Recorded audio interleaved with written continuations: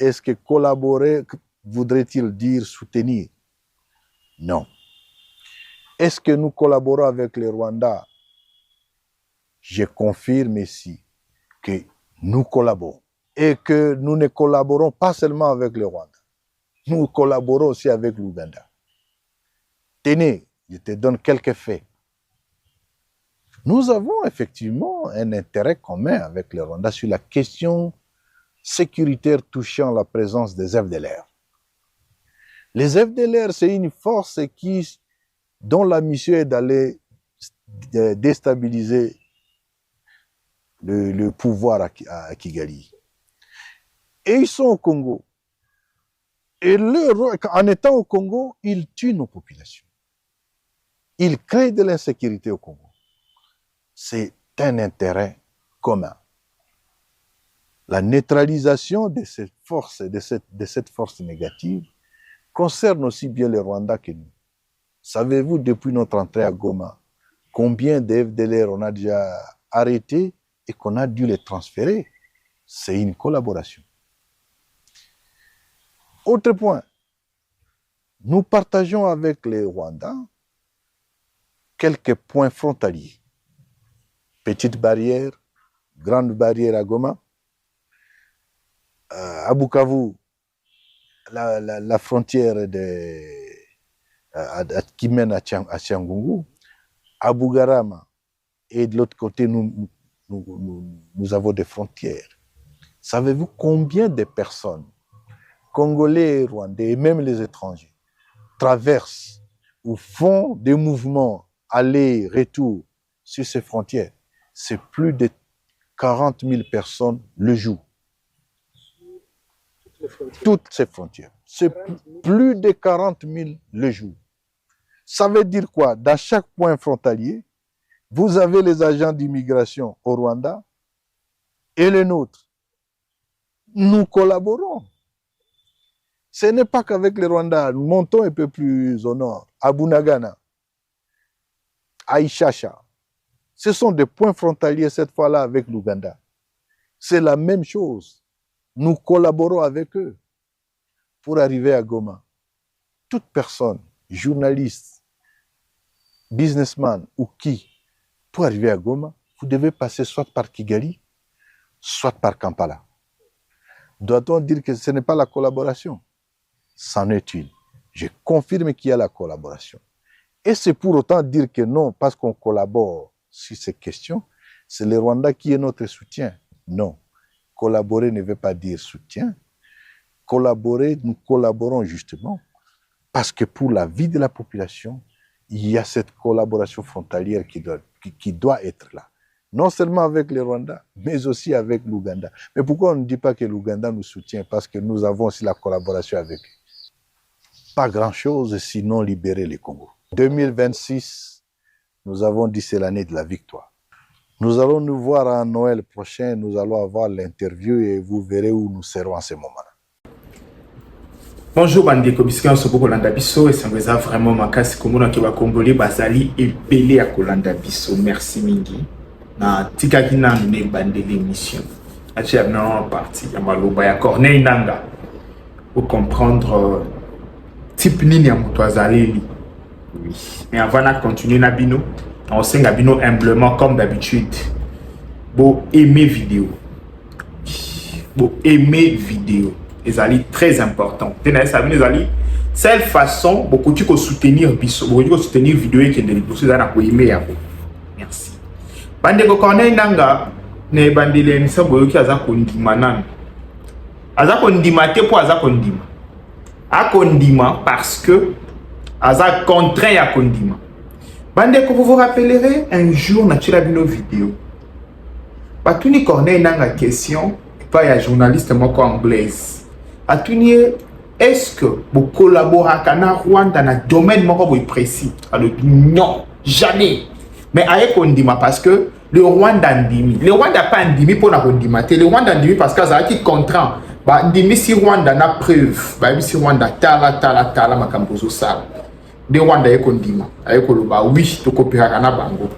Mais la communication à Rwanda, Rwanda bandimi en disant quoi? Rwanda bandimi en disant que to collaboraka na M23 pour na combattre ba FDLR ezali te pour na sécuriser ba frontière pour na combattre ba FDLR entre guillemets na sol congolais yango moni ba wande ba maskaka yango en tant que mesure de défense avancée que non tozana Congo mais pour des raisons telles quand on nanga vient à moniter ma kayebi ki ba congolais ndambu to wa ndambu wa gouti akomo ke na biso boy que non d'ailleurs kutu to coopéraka na ba Uganda na ba nani mon frère abibu ebi ba Rwanda ba mona makambo ezalaka pété balobaki ke nyonso ozala dimanche de la même façon asalaka Mobutu baye na lokuta na ba moyen batie Mobutu par terre babi d'ailleurs kutu Mobutu avec tout ce qu'il avait comme force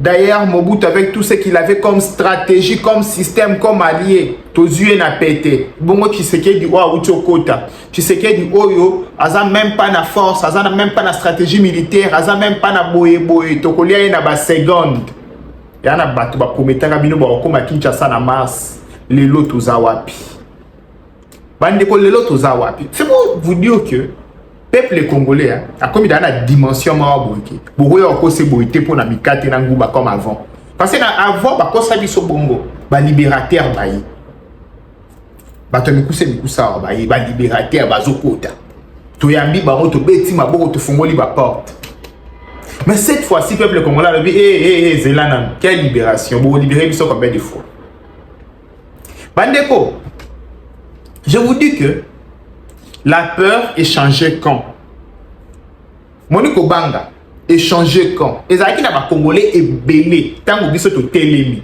to ça la guerre ou to ça la combat ou bazali non na Obanga babi petit nga zo ba appelle petit tala nanga so ya zu Kinshasa obosa nake oza mutu lobi oza ovana ndenge ni na Kinshasa wana okosala nini na Kinshasa wana obebi CV na yo tika makambo nanga kalata akoma na Kinshasa tika makambo yo fandikabu usambelo lobi nzambe soki eza yango destin nasuka nde baolo toza wapi lelo bitumba esilite bitumba kuna ne bandite toza wapi lelo aujourd'hui il y a des gens bah comment rejoindre biso même mentalement même na makati comme Rwanda ndimike yende aza ko soutenir M23 Rwanda suki na kondima question mutunyo sozo mituna congolais sozo mituna pour la finalité nini Rwanda ndima batu na eba kufa ebele Rwanda ndima ba soda na eba kufa ebele na Congo pour la finalité nini ata babike ba Rwanda ba lingi ba congolais na niveau moya ke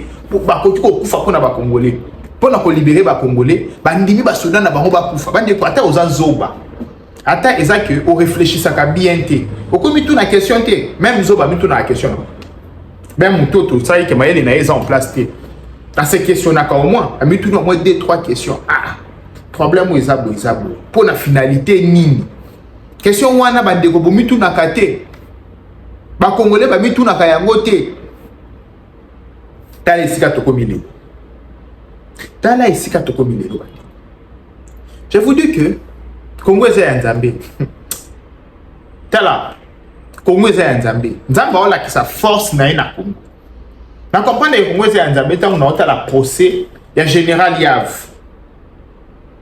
aningisi mutu abino Nzambe ana makambo yango moni to okoya te yango moni que malgré ba souffrance malgré au sentir que baka les a partout malgré bandiko nanga na oko sabinote entrée financier ezate par rapport des ala non que moi mbongo moi ni ezate ozoboma ba air na oya musala ya keluka vie en tant que mutu oya ko fanda liboso ba to sela ba ba recherche ça va kamomboka ozo senga ta ba to présidence bandiko na boleki sakata ka moi vidéo moko comme publicité pa na nganga pe na zwa kata moi $100 $200 ba boyi mais yom to sela ba ba incompétence ba ni nozo la kisa ozo kemande ba boyi mais tu sens que nzamba oba kelo ko on vient biso bunda bitumba na oya ngo bunda mais ça mona mtu mwa ye yo zo lia mbongo Félix yango zo lo babongo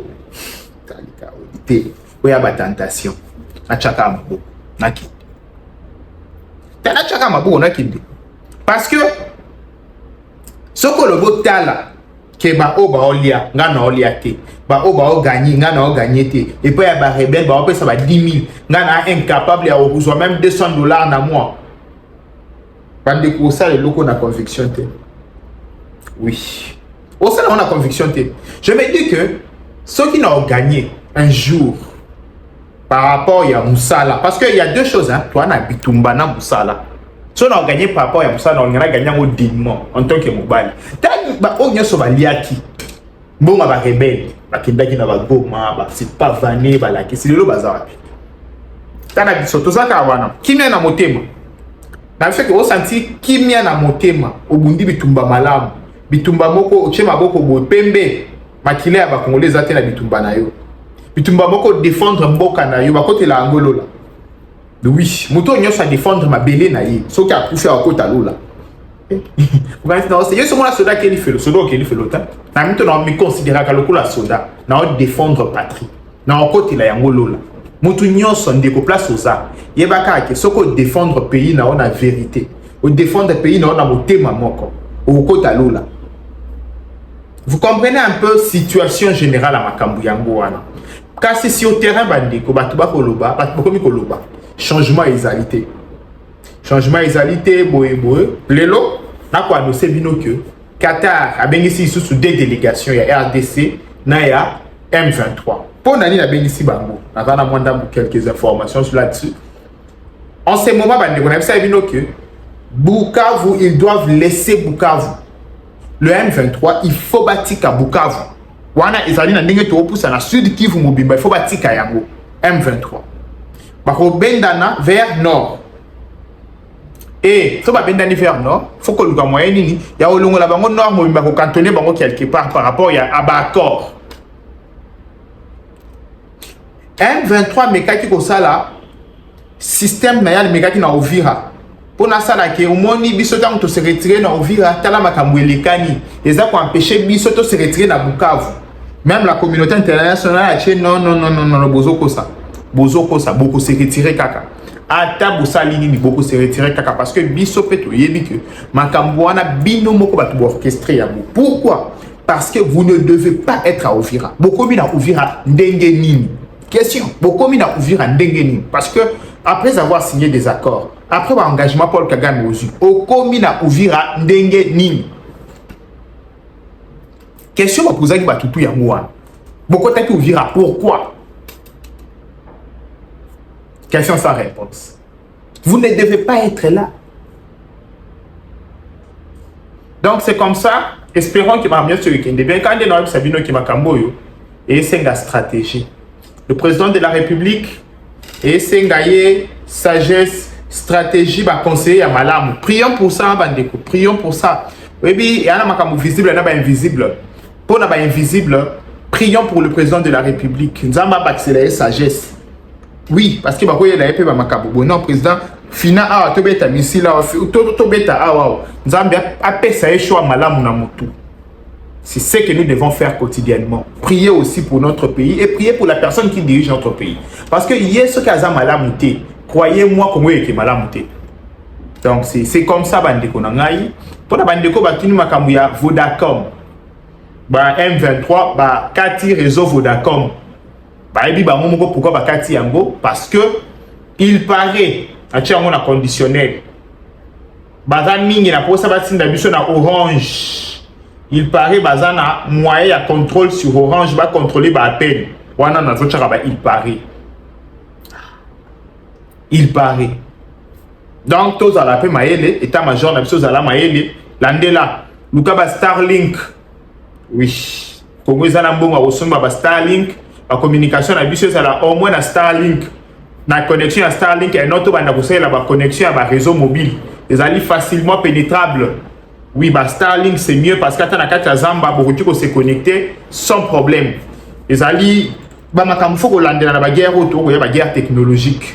Merci mingi bandeko les alliés moi ndambo ali solo oyo faito solo mkola lelo na poko apeto okuta na soki actualité et évoluer bye. Bote Bandeko, bienvenue dans Tosha TV. Bandeko, tozali ko lancer campagne oyo to bengi na Tosha promotion. pona bandeko nyonso o balingi ba marque na bango eyebana ba événement na bango eyebana tozali kosala ba promotion na chaîne na biso na plan marketing. Donc mutu nyonso aza na posa produit na ye ekende liboso azali na posa mukili eyeba eloko na ye a contacter biso na numéro oyoyo toko solo là pour la promotion et ba produit na bino nyonso. Donc tozali ko travailler na ba agence pour na ba réalisation et ba publicité tozali ko travailler na ko propulser ba produit na nyonso bo contacter biso so bozi biso na numéro na biso te beaucoup qui peut contacter biso na adresse mail na biso ezali wana to pe na ba réseaux sociaux oyo nyonso boyebi po avec Tosha TV produit na bino ekoyebana.